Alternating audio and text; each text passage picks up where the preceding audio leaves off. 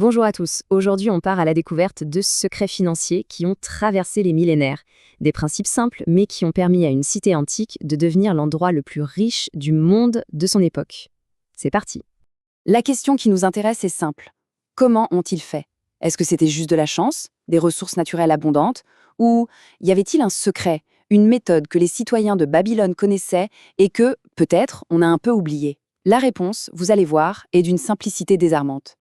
Et voilà le secret, c'est tout.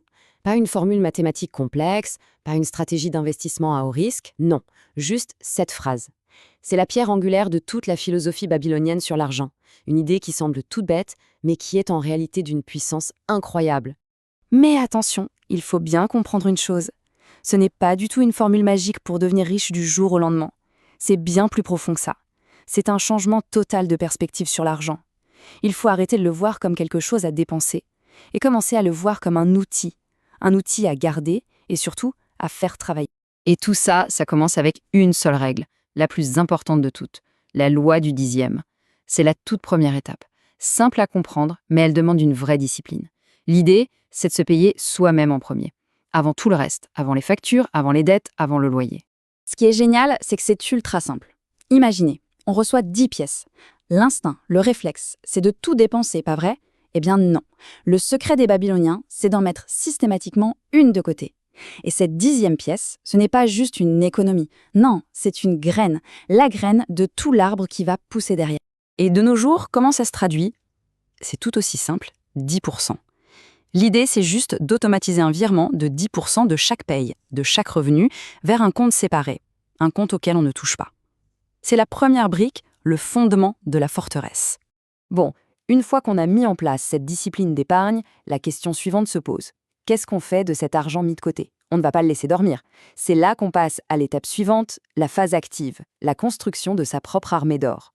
Pour y arriver, la clé, c'est de maîtriser la différence fondamentale entre les besoins et les envies. Les Babyloniens avaient déjà remarqué un truc fascinant.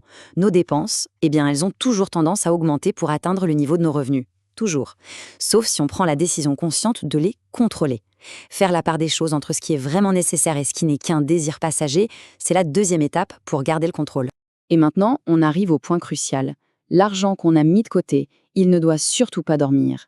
Chaque pièce, chaque euro est en fait un travailleur potentiel. C'est un soldat dans une armée qui est prête à bosser jour et nuit pour son propriétaire. Imaginez un peu cette armée qui se bat pour apporter la liberté financière. Et ça ne s'arrête pas là. Ce travailleur, cette pièce d'or, va produire des gains. Et ces gains, c'est comme ses enfants, une toute nouvelle génération de travailleurs qui, à leur tour, peuvent se mettre au service de la fortune familiale.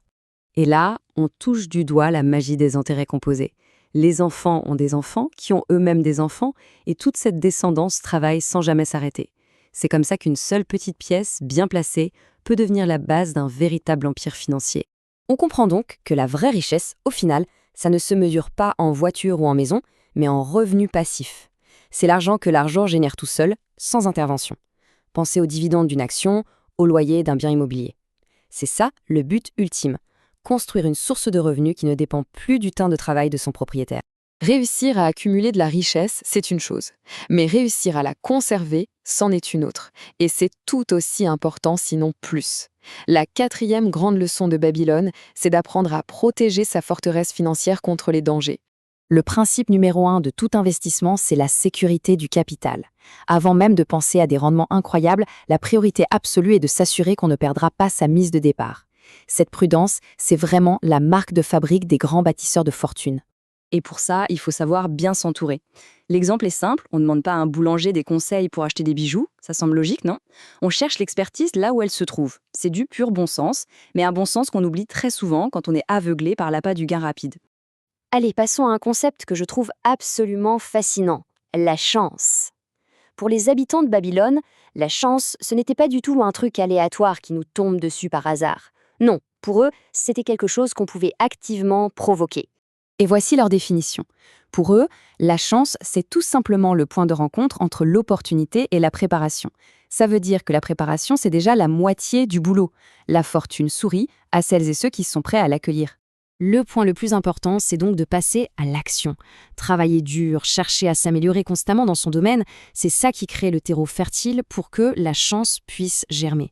Ceux qui attendent que ça se passe, eh bien, ils voient les opportunités leur filer entre les doigts. Pour conclure, si on rassemble tous ces principes, la discipline d'épargner, le contrôle de ses dépenses, l'investissement intelligent, la protection de son capital et le fait de provoquer sa chance, tout ça peut se résumer en une seule et magnifique image. La voilà.